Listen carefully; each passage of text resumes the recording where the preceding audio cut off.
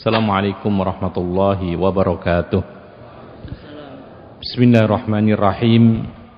Alhamdulillahi rabbil alamin. Wabihi nasta'inu ala umuri dunya waddin. Wa nusalli wa nusallimu ala nabiyyina al-karim, nabiyyina Muhammadin wa ala alihi wa sahbihi wa man tabi'ahum bi ihsanin ila yaumiddin wa sallama tasliman katsira. Amma ba'd. Kaum muslimin dan muslimat yang dimuliakan oleh Allah Subhanahu wa taala, alhamdulillah kita bisa melanjutkan kembali kajian kita dengan izin Allah Subhanahu wa taala di tempat yang mulia ini. Kita akan melanjutkan apa yang telah kita bahas tentang salat berjamaah. Dan pada malam hari ini pembahasan kita adalah beberapa catatan penting tentang salat berjamaah. Sekali lagi, malam hari ini kita akan membahas beberapa catatan penting tentang salat berjamaah. Kaum muslimin dan muslimat yang dimuliakan oleh Allah, pada pertemuan kita yang lalu kita telah mendengar bahwa salat berjamaah itu sangat-sangat penting, terutama bagi laki-laki, dilakukan di masjid-masjid. Bahkan pada pertemuan kita yang lalu juga diterangkan adanya ancaman Nabi SAW akan membakar rumah orang-orang yang nggak mau ke masjid. Hanya saja karena di dalam rumah itu ada orang-orang yang tidak harus ke masjid seperti anak kecil, perempuan, atau mungkin ada orang sakit, maka Rasulullah SAW tidak melaksanakan betul-betul pembakaran rumah tersebut. Kita tidak perlu berdebat tentang apa sih hukum salat berjamaah bagi laki-laki di masjid, karena memang para ulama berbeda pendapat. Ada banyak yang mengatakan itu sunnah, tetapi juga tidak sedikit ulama yang mengatakan wajib. Kira-kira pilih mana? Ya? Kira-kira pilih yang mana? Kalau pengen yang enak ya yang sunnah, iya kan? Tapi kalau kita melihat alasan-alasan yang dipaparkan, dalil-dalil yang sangat banyak, itu malah mendekati pendapat yang mengatakan wajib.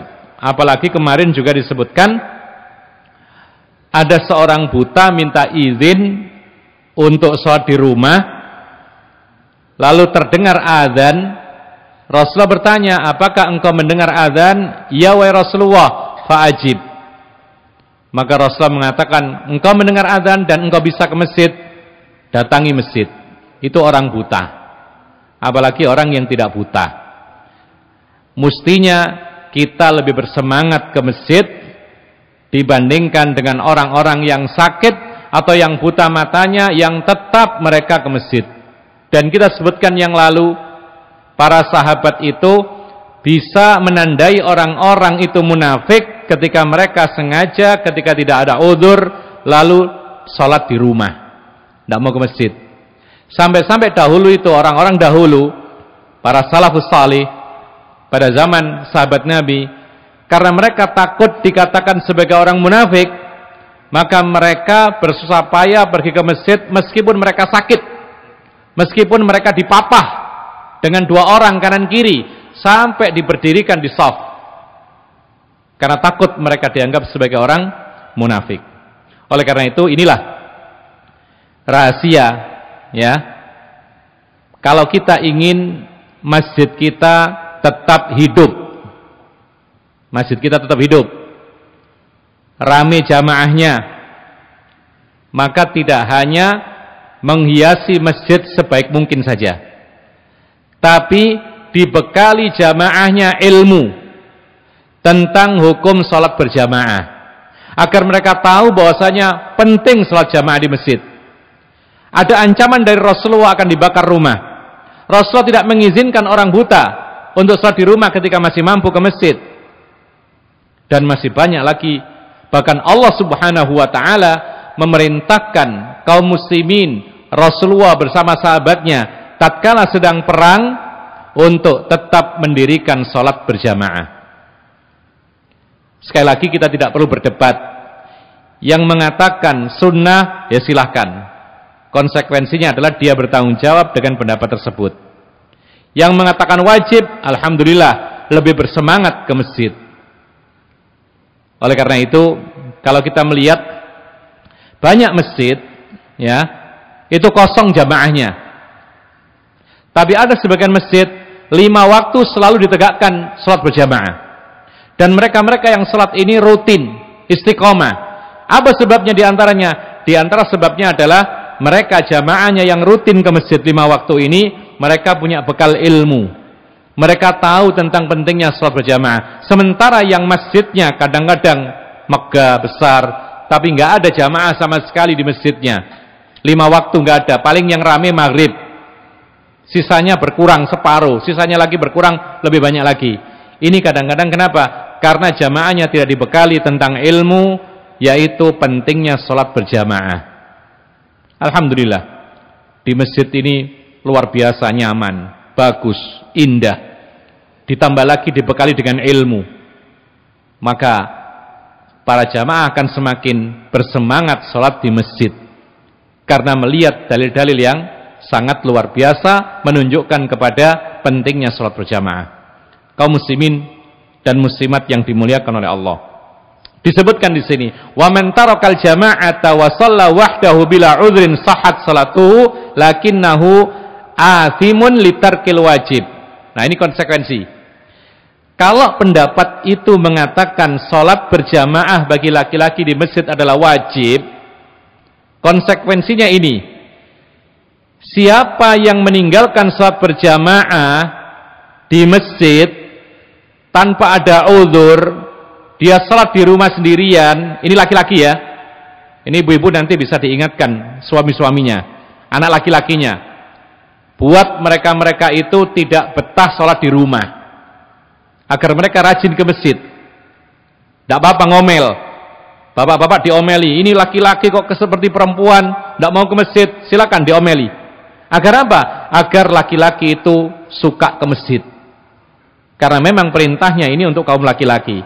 Kata beliau, barang siapa meninggalkan sholat berjamaah di masjid lalu sholat sendirian di rumah, sholatnya sah, tapi dia berdosa karena meninggalkan kewajiban. Ini konsekuensi pendapat yang mengatakan wajib.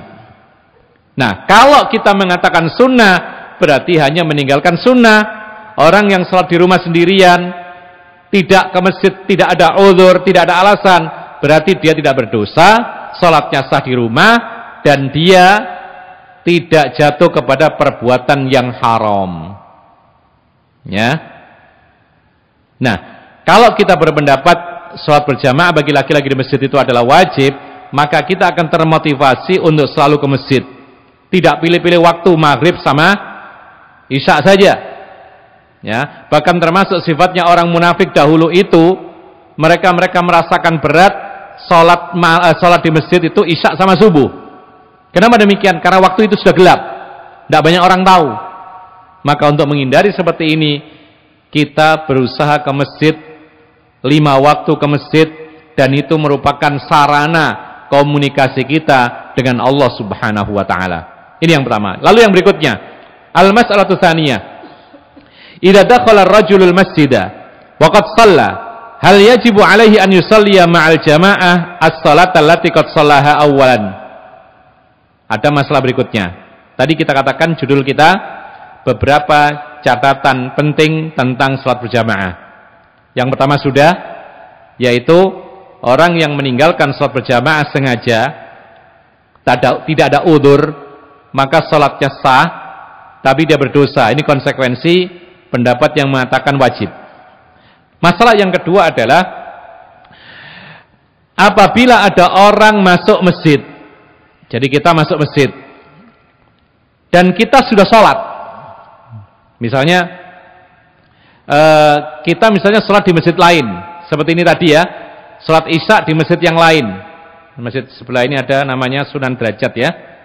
Ada masjid Sunan Derajat. Kita sholat isya di sana. Setelah sholat isya langsung ke Namirah, pengen hadir pengajian. Ya, kita ke masjid Namirah, sudah sholat isya, dan tujuan kita ke masjid Namirah ini menghadiri pengajian ba'da isya. Nah, sekarang masalahnya adalah di masjid Namirah sedang berlangsung sholat isya berjamaah. Bisa dipahami ya?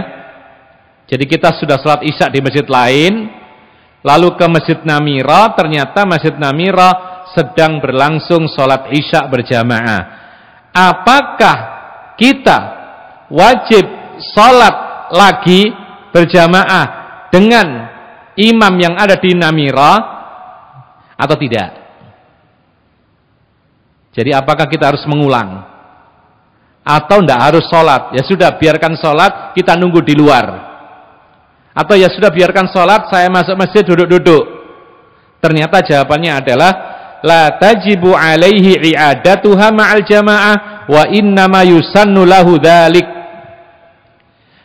Jawabannya adalah kita tidak wajib mengulangi sholat isya. Kan sudah sholat isya. Sholat isya kan sehari cuma sekali. Tetapi kita disunahkan untuk mengikuti sholat isya berjamaah lagi. Sunnah hukumnya. Kenapa demikian? Wal ula fardhun wasaniyatu nafilah. Sholat isya kita yang pertama di mana tadi? Masjid Sunan Derajat tadi, hukumnya adalah wajib, fardu, menggugurkan kewajiban kita. Sholat kita yang kedua di Namirah itu jatuhnya hukum sunnah. Jatuhnya hukumnya sunnah. Jadi ikhwan fillah azakumullah, sekali lagi, di masjid manapun, kalau kita sudah sholat lalu ingin ke masjid yang lain, ternyata masih sholat berjamaah ditegakkan, masuk, ikuti jamaah. Ya, baik dari awal sampai akhir, atau kalau masbuk ya sudah ikuti, kemudian tambah lagi, sempurnakan. Kenapa demikian? Karena kita akan mendapatkan pahala sunnah. Kenapa tidak dikatakan itu adalah wajib juga? Sholat isya dalam sehari semalam cuma sekali. Digugurkan kewajiban dengan sholat yang pertama, yang kedua menjadi sunnah. Taib, apa dalilnya? Li hadithi Abi Dzar, didasari oleh hadis Abu Dzar.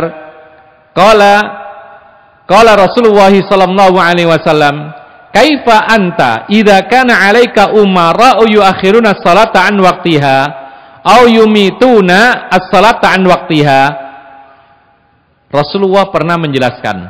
Jadi Rasulullah ketika sebelum wafat itu mendapatkan wahyu dari Allah.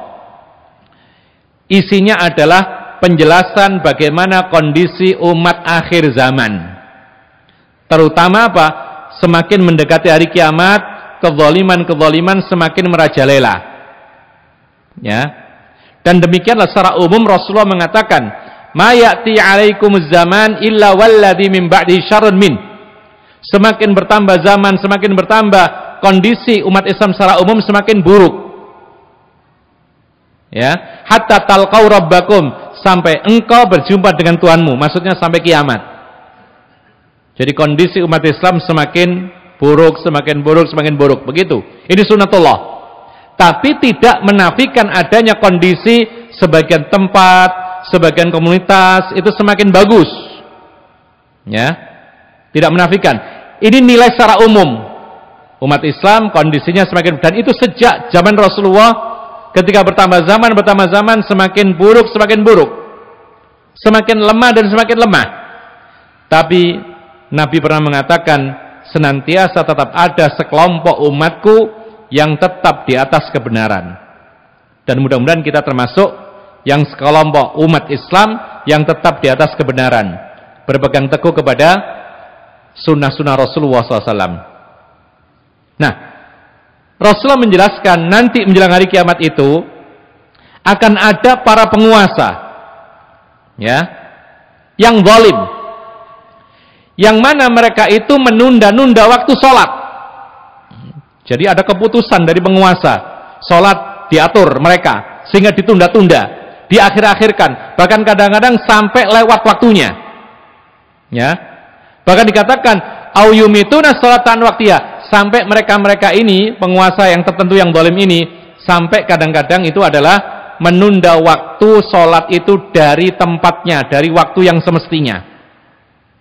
Jadi keluar waktunya. Kita ambil contoh misalnya maghrib diundur sampai sejam misalnya. Apakah sudah kita alami? Alhamdulillah belum. Dan mudah-mudahan kita tidak mengalaminya. Ya.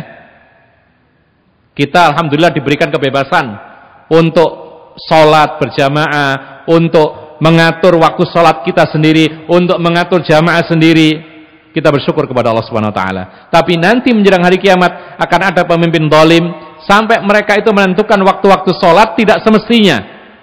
Maka kemudian qultu, kata Abu Dzar, fama ta'muruni, wahai Rasulullah, kata Abu Dzar, terus apa yang kau suruh kami, apa kau perintahkan, bagaimana sikap kita wahai Rasulullah ketika pemimpin kami menentukan waktu sholat tidak pada waktunya? Maka Rasulullah mengatakan, qala shalli sholata li waqtiha fa in adraktaha ma'ahum fasalli fa innaha laka nafilah. Rasulullah mengatakan, kalian harus sholat tetap pada waktunya, jangan sampai dikeluarkan dari waktu sholat, karena itu termasuk salah satu syarat sahnya sholat, yakni antakuna fi waqtiha. Sholat itu harus pada waktunya, itu syarat sahnya sholat. Nah kalau dikeluarkan dari waktunya batal. Maka dari itu kalian harus sholat di waktunya, jangan sampai keluar waktu. Bila perlu sholat di rumah tidak mengapa. Terus kalau engkau mendapati mereka sedang sholat di masjid dan bukan pada waktunya, silakan diikuti, karena engkau yang kedua ini hukumnya sunnah sholatnya.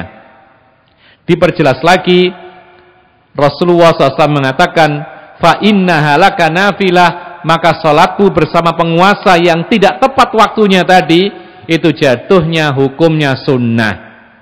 Wali qaulihi sallallahu alaihi wasallam lirrajulaini alladzaini i'tazala salatal jama'ati fil masjid, idza shallaituma fi rihalikuma summa ataituma masjid jama'ah fasalliya ma'ahum wa innaha lakuma nafilah. Rasulullah mengatakan, kalau engkau berdua, ada dua orang, ini kisahnya adalah Rasulullah ketika di Masjid Al-Khaif di Mina waktu haji wada, Rasulullah sholat asar, sholat subuh, ya, sholat subuh di Mina menjadi imam. Ketika selesai sholat subuh, biasanya Rasulullah memang berpaling melihat kaum muslimin, menghadapkan dirinya kepada makmum. Ternyata Rasulullah melihat di pojok ada dua orang nggak sholat, nggak ikut sholat, ya, nggak ikut sholat. Maka Rasulullah SAW memanggil dua orang ini. Bahkan disebutkan dalam sebuah hadis itu, atau hadisnya mengatakan, maka datanglah dua orang ini menuju Rasulullah dalam keadaan tar'udu faraisuhuma, bergetar badannya ketakutan. Padahal Rasulullah nggak ngapa-ngapain. Jadi Rasulullah selesai sholat subuh, mendapati ada dua orang di pojok tidak ikut sholat.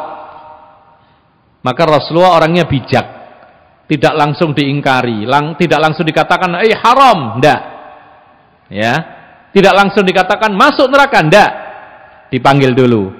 Ketika dipanggil, Rasulullah SAW mengatakan, ma mana'akuma an tusalliya ma'ana. Rasul bertanya dengan lembut. Apa kata Rasulullah? Rasulullah mengatakan, wahai dua orang laki-laki, kira-kira apa yang menghalangi kalian berdua untuk ikut sholat berjamaah bersama kami? Ini pertanyaannya. Jadi tidak langsung diingkari. Lalu dua orang ini mengatakan, qala qad sallaina fi rihalina. Wahai Rasulullah, kata dua orang ini, kami tadi sudah sholat di tempat kami, wahai Rasulullah. Jadi kami tidak mau ikut sholat sama engkau, karena kami sudah sholat. Apa kata Rasulullah? Qala la taf'ala. Jangan begitu, kata Rasulullah sallallahu alaihi wasallam. Baru Rasulullah mengatakan ini, kalau kamu sudah sholat di tempat kamu, kemudian kamu mendapati jamaah sholat sedang ditegakkan, maka ikutlah sholat bersama mereka, karena sholatmu yang kedua ini menjadi sunnah.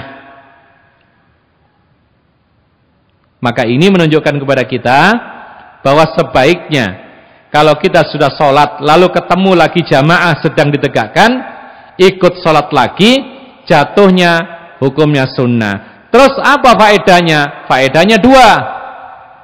Kalau kita sudah sholat di masjid yang lain, kita masuk masjid ini lalu sedang sholat ditegakkan, ikut. Atau kadang-kadang bukan untuk sholat isya, kadang-kadang kita ke masjid untuk ngaji misalnya. Ngajinya jam berapa? Jam 3:30 sore. Kita sholat di masjid dekat rumah. Setelah sholat dekat rumah, kita pergi masuk ke masjid untuk ngaji 3:30. Ternyata masih berlangsung sholat berjamaah asar. Maka silakan ikut lagi.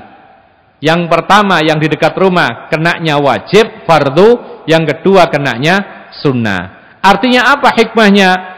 Kita ini ketika mengikuti jamaah yang kedua, kita mendapatkan tambahan pahala. Ini satu. Lalu yang kedua, ini hakikatnya daf'ut tuhmah. Yang kedua hikmahnya adalah ini menolak sangkaan orang bahwa kita itu tidak suka dengan sang imam. Jadi kalau kita menyendiri, tidak mau sholat, orang akan beranggapan, loh itu kok nggak mau sholat? Oh musuhan paling. Ya. Oh ada sesuatu, oh ada masalah dengan masjidnya, oh ada masalah dengan imamnya, ada masalah dengan takmir. Tidak mau sholat. Maka untuk mencegah anggapan yang buruk tentang kita, masuk sholat. Dan memang ternyata Islam menyeru kepada persatuan. Wa'tasimu bihablillahi jami'an wala tafarraqu. Berpeganglah dengan tali agama Allah dalam keadaan bersatu kokoh, wala tafarraqu, dan jangan saling berpecah-pecah.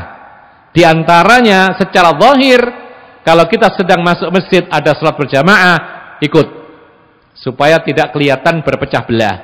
Makanya nanti akan ada pembahasan dilarang dalam sebuah masjid, ya, itu salat itu sampai 2 kali. Misalnya salat isya sampai 2 kali nggak boleh. Kenapa? Ini menandakan di situ ada perpecahan, perselisihan. Ya, kecuali kalau ada hajat, sudah selesai imam yang pertama, lalu datang musafir rombongan, sholat berjamaah sendiri, tidak ada masalah. Tapi kalau menempati imam ratib atau imam ratib isyaknya 2, ya, maka ini yang dilarang. Karena itu menunjukkan perselisihan dan perpecahan dalam sebuah masjid. Tidak boleh seperti itu. Ya. Ikhwana fiddin, a'azzakumullah. Maka kesimpulannya masalah ini, kalau kita masuk masjid dan di masjid itu sedang ditegakkan sholat berjamaah, lalu kita ini sudah sholat tersebut sudah kita lakukan di tempat yang lain, maka kita disunahkan untuk ikut sholat berjamaah lagi. Kenapa demikian? Karena itulah yang diperintahkan oleh Nabi SAW. Kita mendapatkan pahala sunnah. Dan untuk mencegah anggapan kita ini berselisih dan berpecah belah dengan salah satu atau mungkin pengurus masjid dan yang semisalnya. Masalah berikutnya yang ketiga. Atau sebelumnya.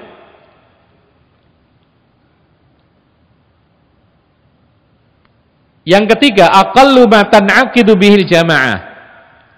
Berapa orang minimum atau minimal sholat berjamaah itu dianggap sah? Jadi berapa orang minimalnya? Maka jawabannya di sini adalah aqallul jama'ati ithnani bila khilaf. Paling minimal sholat berjamaah dianggap sah itu kalau ada 2 orang, 1 imam, 1 makmum, sudah dianggap berjamaah. Dan aturannya adalah sejajar antara imam dan makmum, kiri dan kanan. Itu yang diajarkan oleh Rasulullah kepada Ibnu Abbas, juga diajarkan kepada Hudzaifah bin Yaman, juga diajarkan kepada Ibnu Mas'ud ketika ngikut Rasulullah. Jadi Rasulullah ketika sholat sendirian lalu diikuti di sebelah kirinya, keliru, diputar kepalanya, ditaruh di sebelah kanannya. Ya. Memang ada pendapat yang mengatakan bahwasanya sebaiknya imam maju sedikit atau makmum yang mundur sedikit, tetapi ini ijtihad dari sebagian para ulama. Karena alasannya adalah supaya terbedakan, diketahui mana imam, mana makmum. Dijawab oleh para ulama yang lain, kalau alasannya maju sedikit imam, makmum mundur sedikit, itu adalah agar diketahui siapa imam, siapa makmum, maka dengan sejajar ini sudah ketahuan mana imam, mana makmum. Yang di kiri imam, yang di kanan makmum. Yang mengucapkan takbir dengan suara keras imam, kemudian yang mengikuti makmum. Jadi tidak harus maju sedikit imamnya dan tidak harus pula mundur sedikit imamnya. Dan ini pendapat yang kuat. Kemudian ikhwan fillah azakumullah, liqaulihi sallallahu alaihi wasallam li Malik bin Huwairits.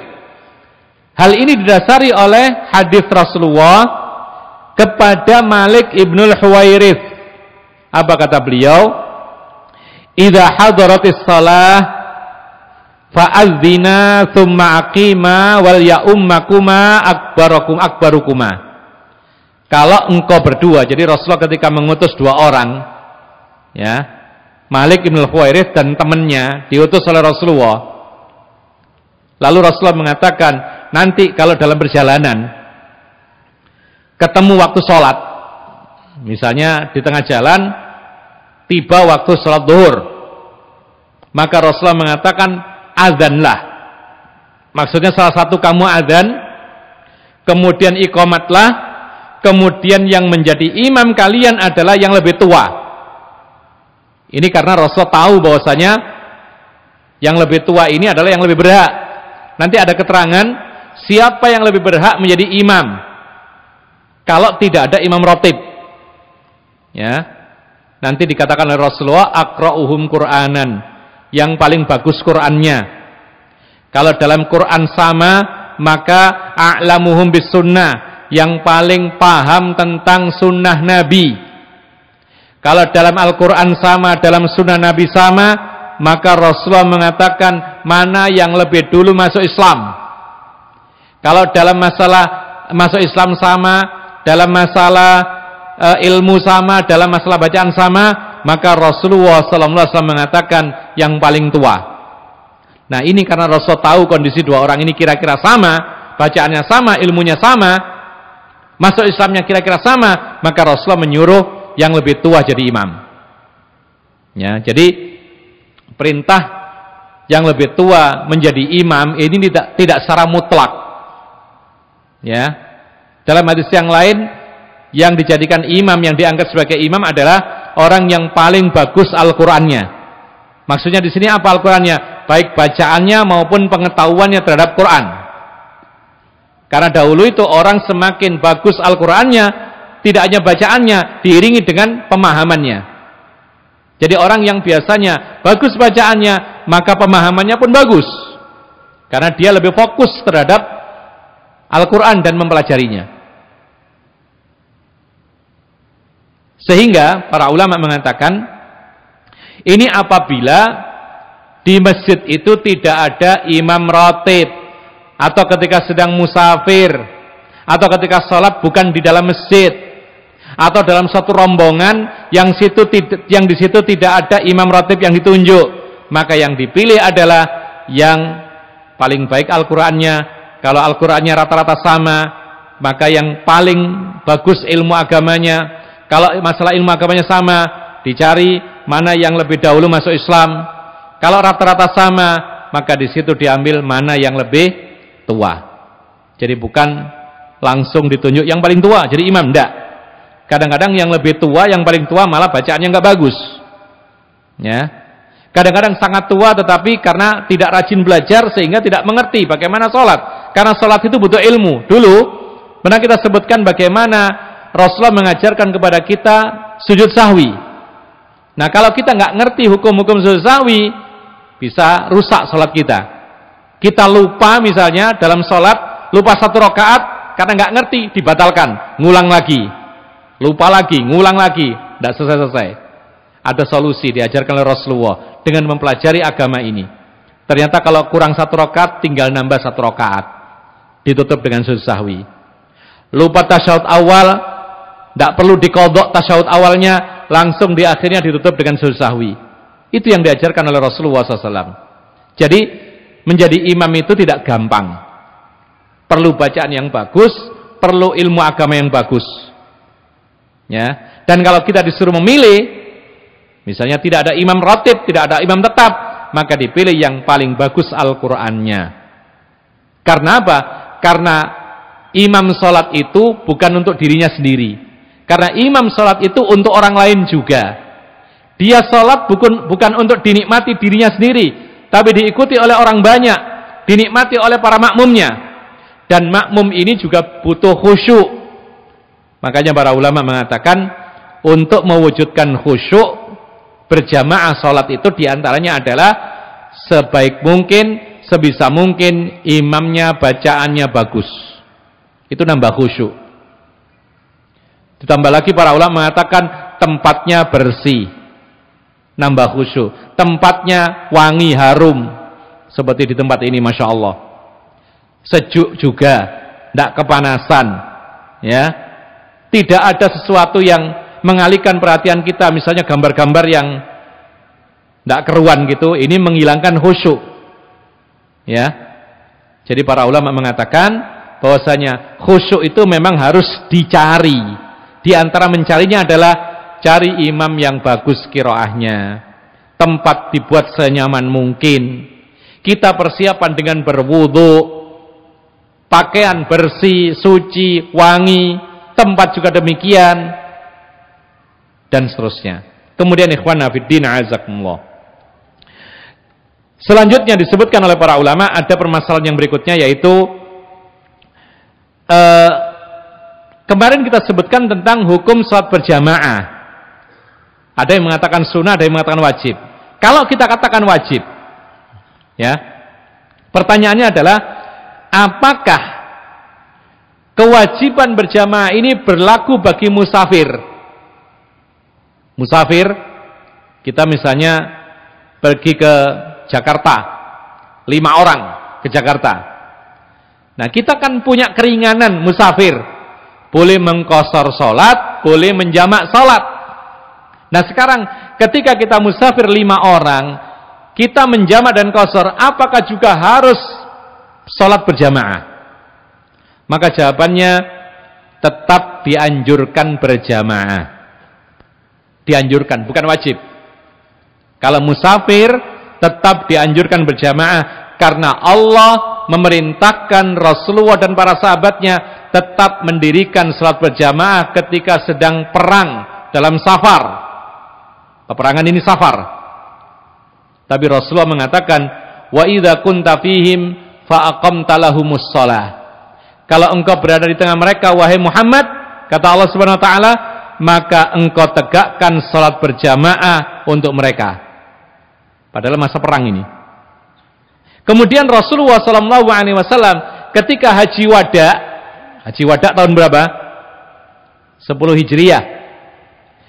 Selama di Mina, ya, di Mina itu setelah menyembelih, yaitu sembelian, setelah kemudian tawaf haji, kembali ke Mina untuk bermalam beberapa malam hari tasyrik.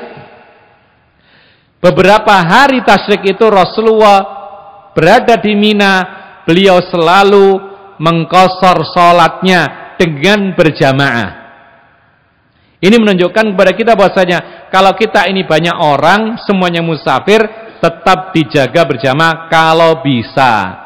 Tapi ini tidak wajib. Kenapa demikian? Karena sholat Jumat saja gugur kewajiban bagi orang yang musafir. Sholat Jumat kan tidak wajib bagi orang musafir. Apalagi sholat fardu yang 5 waktu, maka musafir tidak wajib melakukan sholat berjamaah. Jadi boleh sendirian.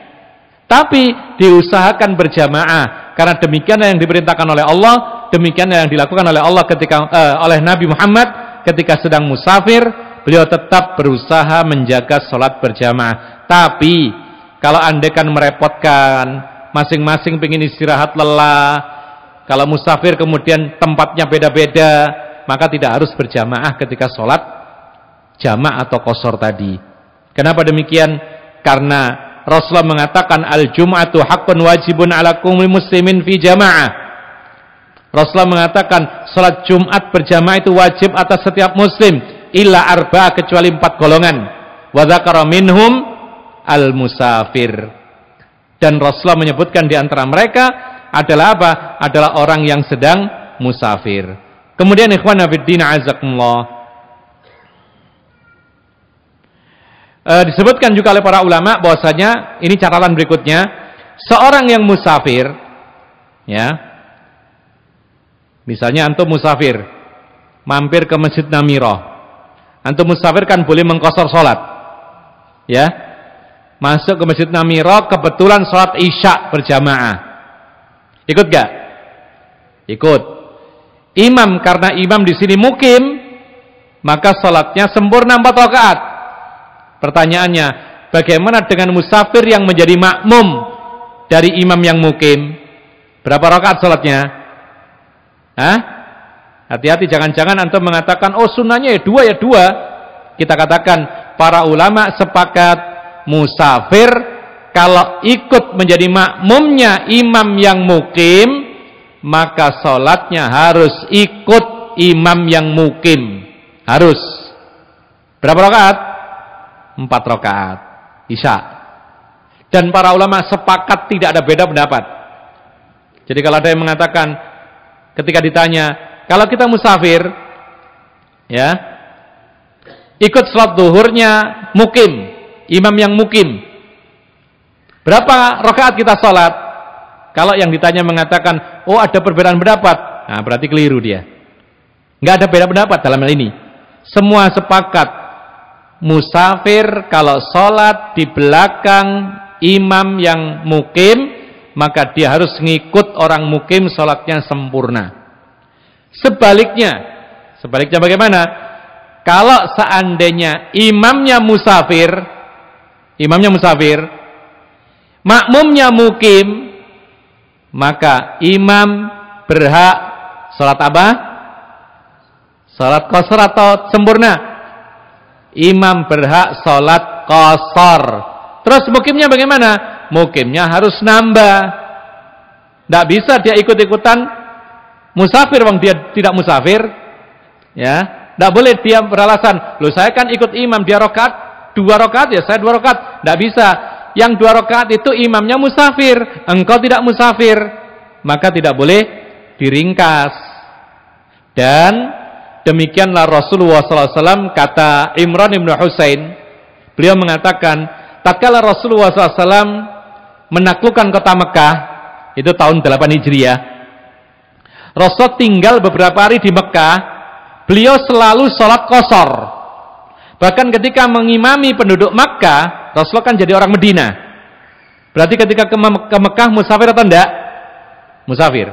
Rasulullah di Mekah menaklukkan kota Mekah, itu sholatnya 2 rakaat, yang 4 rakaat jadi 2. Ketika mengimami orang-orang Mekah, Rasulullah SAW mengatakan, ya ahlal baladi sallu arba'an fa inna qaumun safrun. Kata Nabi SAW, wahai penduduk Mekah, kalian harus sholat sempurna 4 rakaat. Adapun kami yang musafir 2 rakaat karena kami sedang dalam keadaan musafir. Namun ikhwan fillah azakumullah, catatan berikutnya, jikalau kita ini musafir, ya, kita musafir masuk ke Masjid Namirah misalnya, ya, kemudian orang menyuruh musafir ini jadi imam. Ayo monggo silakan diimami. Salat apa? Salat zuhur misalnya. Apakah dia harus mengqashar? Jawabannya boleh dia mengqashar, itu hak dia. Tapi ingat, sekiranya itu menjadi fitnah, sekiranya membuat orang salah paham, sekiranya orang itu akan salah kaprah, sekiranya akan membuat permasalahan di kedepannya nanti, maka tanazul. Tanazul itu bahasa kita mengalah. Maka sang imam yang musafir tidak mengapa mengalah, sholat sempurna. Dikhawatirkan nanti makmumnya nggak ngerti, dia sholat 2 rakaat, makmumnya ikut 2 rakaat, ya kurang, ya. Atau misalnya makmum karena nggak ngerti, melihat imamnya sholat 2 rakaat, kemudian dibatalkan, akhirnya sholat lagi. Tidak benar seperti ini. Jadi kalau sekiranya dia mengqashar sholatnya sebagaimana hak dia karena musafir, tapi ini akan menimbulkan kesalahpahaman, ya sudah diabaikan sunnah ini. Untuk apa? Untuk kemaslahatan bersama. Atau misalnya begini, ya, ada seorang imam besar, misalnya tiba-tiba di waktu isya di Masjid Namira ini kedatangan Syekh Abdurrahman Sudais misalnya, ya, mudah-mudahan kedatangan betulan nanti. Tiba-tiba datang Syekh Abdurrahman Sudais, datang ke masjid ini pas menjelang salat isya. Kami yakin pasti para takmir akan mempersilahkan Syekh Sudais untuk menjadi imam, betul ya kira-kira? Betul. Karena kita semua merindukan bacaan yang indah. Selama ini hanya didengar dari kaset, internet, YouTube dan lain sebagainya. Sekali-kalilah salat betulan dengan Syekh Sudais. Nah, Syekh Sudais musafir. Maka para jamaah menghendaki salat sempurna saja, biar kita dari awal sampai akhir bersama-sama Syekh, dari takbiratul ihram sampai salam bersama terus. Kita katakan boleh, bahkan afdolnya saat itu untuk kemaslahatan bersama, maka sang imam yang musafir ini menyempurnakan sholatnya. Bahkan mungkin makmum mengatakan, Syekh kalau sholat yang panjang Syekh, padahal biasanya maunya pendek-pendek. Sekarang karena yang datang Syekh Sudais misalnya, maka inginnya sholat panjang karena mereka menikmati bacaan yang bagus misalnya. Ya, jadi intinya adalah seorang musafir ketika menjadi imam, dia berhak untuk sholat qashar 2 rakaat yang 4 rakaat tadi. Ya, dan ini hukum asalnya. Tapi sekiranya itu memudaratkan orang lain, menjadi fitnah, menjadi kerancuan dan lain sebagainya, tidak maslahat ke depannya, maka sang imam bertanazul mengalah, yaitu sholat dengan sempurna. Kemudian masalah berikutnya, al-mas'alah ar-rabi'ah, yang berikutnya yang keempat, bima tudrakul jamaah. Sholat jamaah itu didapati dengan apa? Misalnya gini, kita masuk masjid, ternyata imam sudah salam, berarti nggak dapat jamaah, betul ya? Jelas. Kita masuk masjid, imam salam, assalamualaikum warahmatullahi, assalamualaikum warahmatullahi, selesai. Wah, kita nggak dapat, berarti kita nggak dapat sholat jamaah. Nah sekarang, kapan sih dikatakan orang itu mendapatkan sholat jamaah sehingga pahalanya bisa 27 derajat yang kita sebutkan dulu? Apakah harus sama-sama takbiratul ihram dengan imam? Apakah ketika sempat mendapatkan tasyahud akhir itu sudah dikatakan mendapatkan sholat berjamaah bersama imam? Atau bagaimana? Maka ini jawabannya, tudrakul jama'atu biidraki rak'atin minas salati wa man adrakar ruku'a ghaira sakin adrakar raka'ah. Ternyata di sini jawabannya adalah salat berjamaah itu bisa didapatkan, ya, fadilah keutamaan salat jamaah itu didapatkan dengan minimal mendapatkan 1 rakaat penuh. Dan catatan, orang yang mendapatkan rukuknya imam berarti dia mendapatkan 1 rakaat penuh. Intinya adalah kalau kita sempat ngikut rukuknya imam walaupun paling akhir, maka kita sudah mendapatkan sholat berjamaah, dapat pahala 27 derajat. Kalau kita nggak dapat rukuk yang terakhir, berarti kita nggak dapat pahala sholat berjamaah. Kita hanya dapat niat saja karena kita dari rumah sudah berniat, innamal a'malu binniyat. Tapi kita tidak mendapatkan pahala amal sholat berjamaah yang 27 derajat tadi. Jadi intinya, kalau kita masuk masjid, imam sudah sami Allahu liman hamidah rakaat terakhir, maka kita tidak mendapatkan sholat berjamaah. Tapi apa sikap kita? Tetap ngikut. Sebagaimana dalam hadis ini, yaitu dengan syarat mendapati rukunya imam, tidak ada keraguan dalam rukuk tersebut, dan sempat melaksanakan yang namanya tumakninah, lalu ngikuti.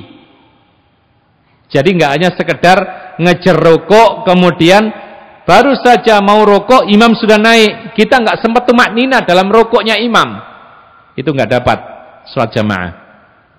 Ya, dari sini kita ketahui bahwasanya kalau kita ini masbuk 1 rakaat, 2 rakaat, kita tetap mendapatkan pahala sholat berjamaah.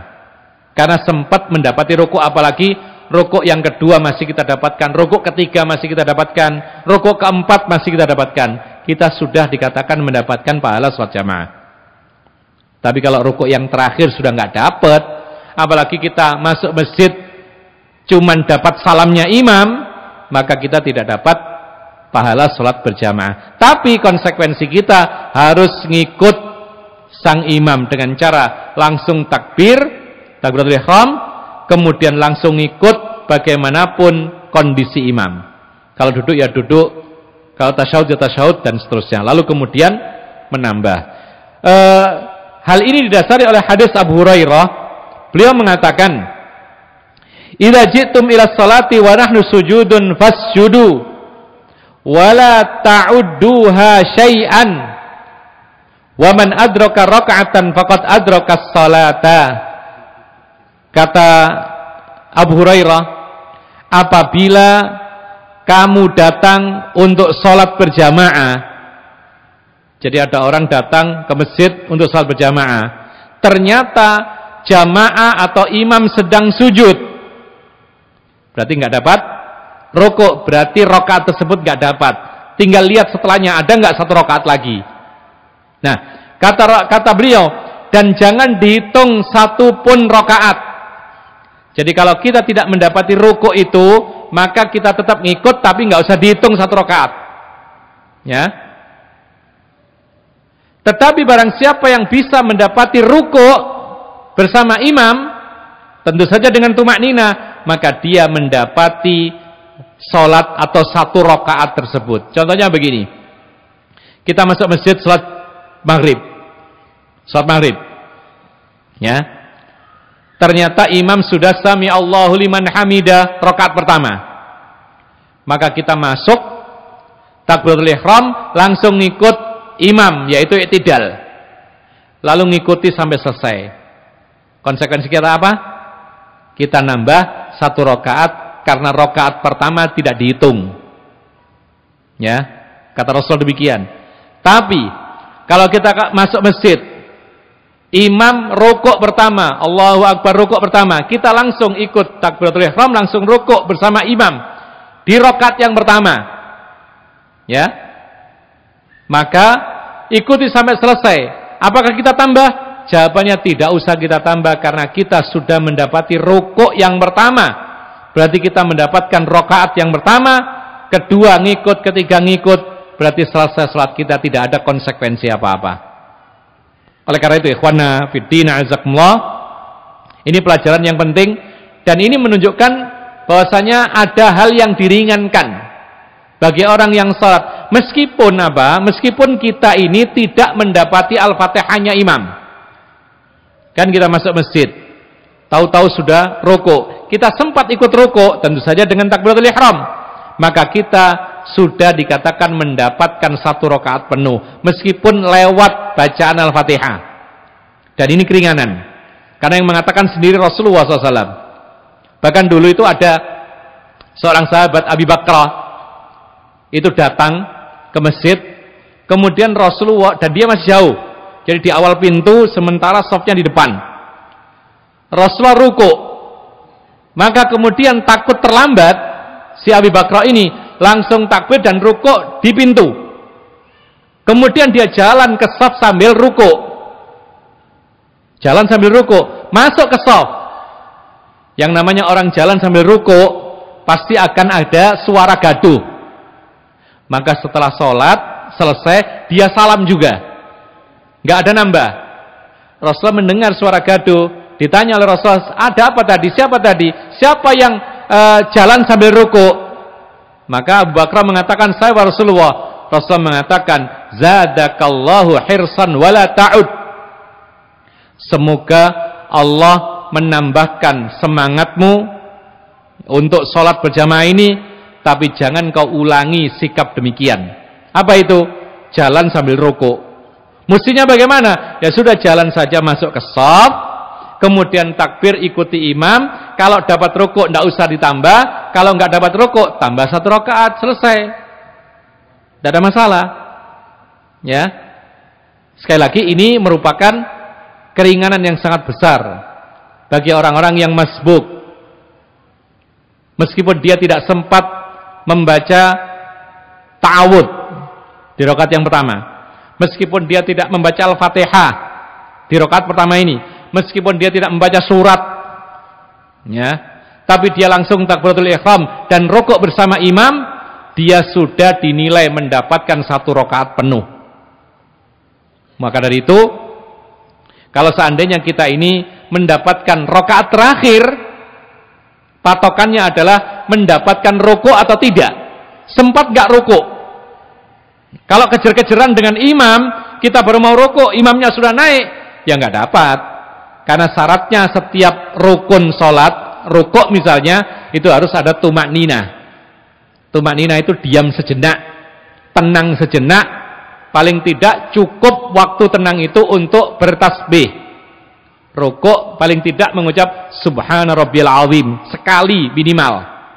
Kalau sempat dia mengucapkan dalam rukuk Subhana Rabbiyal Azim bersama-sama dengan imam, maka dia dikatakan mendapatkan 1 rakaat penuh.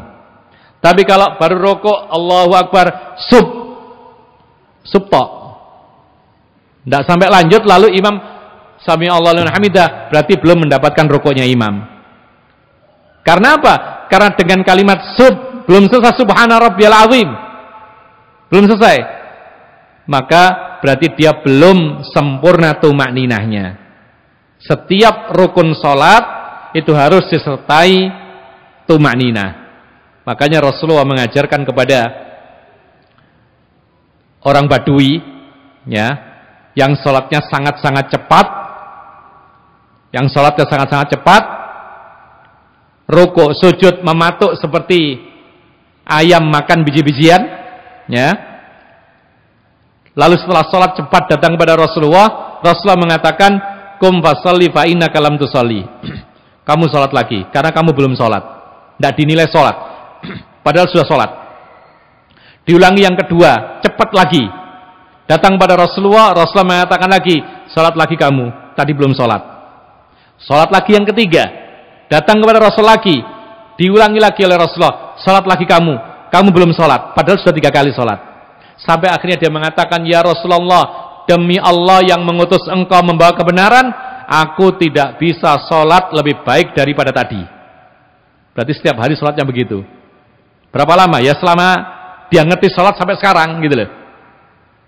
Maka Rasul mengajari, kalau kamu sholat, wudhu dengan baik, menghadap kiblat, lalu bertakbiratul ihram, kemudian baca Al-Fatihah, kemudian rukuk tumak nina, kemudian i'tidal tumak nina, kemudian sujud tumak nina, kemudian duduk di antara 2 sujud dengan tumak nina, kemudian sujud tumak nina. Begitulah setiap rakaatnya, kata Rasulullah. Jadi setiap rukun sholat itu harus disertai dengan tumak nina, baru itu sah. Demikian pula kita rukuk harus disertai yang namanya tumak nina. Ikhwanna fiddin azakumullah. Demikian pula yang disebutkan oleh para ulama untuk mendapatkan waktu sholat. Kapan dikatakan orang itu mendapatkan waktu sholat? Jawabannya sama dengan ini. Sama dengan kapan orang itu mendapatkan sholat jamaah. Kita dikatakan mendapatkan waktu sholat kalau kita sempat melakukan 1 kali ruku. Itu sudah dikatakan mendapatkan waktu sholat. Contohnya begini, seorang laki-laki kemudian dia menjadi balik, ya. Tadinya anak kecil, kemudian tiba-tiba balik. Dengan cara apa? Ya mungkin dengan mimpi. Kemudian dia menjadi dewasa. Lalu ketika setelah mimpi, kan jinabat. Dia mandi selesai, dilihat waktunya kurang 1 menit. Waktu sholatnya, asar, habis. Ya, maka dia sholat Allahu Akbar. Kemudian ketika dia rukuk, Subhana Rabbil Azim, tiba-tiba azan maghrib. Maka kita katakan, orang tersebut, anak yang balik tadi, itu sudah dikatakan mendapatkan waktu sholat asarnya. Karena dia sempat rukuk sekali untuk sholat asar. Konsekuensinya bagaimana? Teruskan sholatnya meskipun sholat asarnya itu memasuki waktu maghrib. Karena dia sudah mendapatkan waktu sholat asar. Contoh yang lain. Wanita yang suci dari haid. Ya, wanita suci dari haid. Menjelang isya, berarti masih waktu apa? Maghrib. Menjelang isya, wanita ini sadar bahwasanya dia suci dari haid. Apa konsekuensinya? Mandi besar, sholat. Ketika mau sholat, terdengar azan isya, berarti dia tidak mendapatkan waktu maghrib. Tidak ada kewajiban sholat maghrib. Tapi kalau dia mau sholat maghrib, masih ada waktu 1 menit. Sholat, baca Fatihah, baca surat, lalu rukuk pertama, Sami Allahu liman hamidah, ternyata adzan isya, silakan dilanjutkan. Sholat apa? Maghrib, karena dia sudah mendapatkan waktu sholat maghrib. Dengan apa? Dengan dia bisa melakukan rukuk sekali di waktu maghrib. Ya. Demikian pula disebutkan oleh para ulama, orang yang, contohnya yang lain ya, orang gila. Orang gila kan tidak sholat ya. Betul ya? Orang gila nggak sholat, gugur kewajiban sholat. Cuman gilanya ini kadang-kadang. Kadang gila, kadang sadar. Kalau sadar ya orang biasa. Kalau gila ya gila, tidak ngerti apa-apa. Terutama kalau tidak punya uang jadi gila. Ya. Tiba-tiba menjelang isya sadar. Menjelang isya sadar. Maka kewajibannya apa? Kewajibannya adalah, sebagian para ulama mengatakan harus mandi. Kalau sudah sadar dari gilanya. Sebagian mengatakan wudu. Baik, kita ambil saja wudu. Maka wudu kemudian mau sholat, ternyata adzan isya. Maka tidak ada kewajiban apa-apa. Karena dia tidak mendapatkan waktu maghrib. Tapi, kalau sudah mandi atau wudu, dia sadar dari gilanya, kemudian dia mulai sholat takbir, baca Fatihah, baca surat, rukuk, sudah selesai rukuk, terdengar adzan isya, berarti dia sudah mendapati waktu maghrib, silakan diteruskan, tidak masalah. Baik, contoh yang terakhir, disebutkan oleh para ulama, ketika akhir malam, kita ingin sholat apa? Witir. Sholat witir berapa rakaat biasanya? Ya ambil saja yang 3 rakaat ya. Pengen sholat 3 rakaat witir. Witir. Niat sudah dalam hati pengen sholat witir. Ternyata apa? Ternyata dapat 1 rakaat, belum 1 rakaat. Ketika rakaat pertama, rencana 3 rakaat. Dapat 1 membaca Al-Fatihah biasa, lalu membaca Sabbih isma rabbil a'la. Al-a'la. Setelah itu rukuk, Allahu Akbar rukuk. Sami Allahu liman hamidah, adzan subuh. Pertanyaannya, apa yang harus dilakukan? Batal atau diteruskan? Hah? Teruskan. Kenapa? Karena dia sudah mendapatkan waktu sholat witir. Sah sholat witirnya, tinggal meneruskan sesuai dengan niatnya. Meskipun sudah masuk waktu subuh, tidak ada masalah. Tapi, kalau seandainya dia niat sholat witir 3 rakaat, baru membaca Al-Fatihah, kemudian adzan subuh, konsekuensinya apa? Batal sholatnya. Karena witir itu waktunya setelah isya sampai subuh. Berarti batal sholatnya, nggak perlu diteruskan, bahkan harus dibatalkan. Kenapa demikian? Karena sholat di sini tidak dinilai dengan sholat witir, waktunya sudah habis. Karena dia belum mendapatkan waktu, yaitu sholat witir. Allahu a'lam, ini yang bisa kita sampaikan. Mudah-mudahan bermanfaat. Dan insyaallah kita akan lanjutkan, ada beberapa hal, diantaranya adalah man yu'dzaru bitarkil jamaah. Akan ada pembahasan siapa saja sih yang diizinkan untuk tidak ikut sholat berjamaah. Nanti akan kita bahas pada kesempatan berikutnya. Mudah-mudahan bermanfaat dan mudah-mudahan kita bisa mengamalkan dengan sebaik-baiknya. Aqulu hadza wa astaghfirullah li wa lakum innahu wal ghafurur rahim. Dan kita kembalikan waktunya kepada pembaca kita. Allahu a'lam.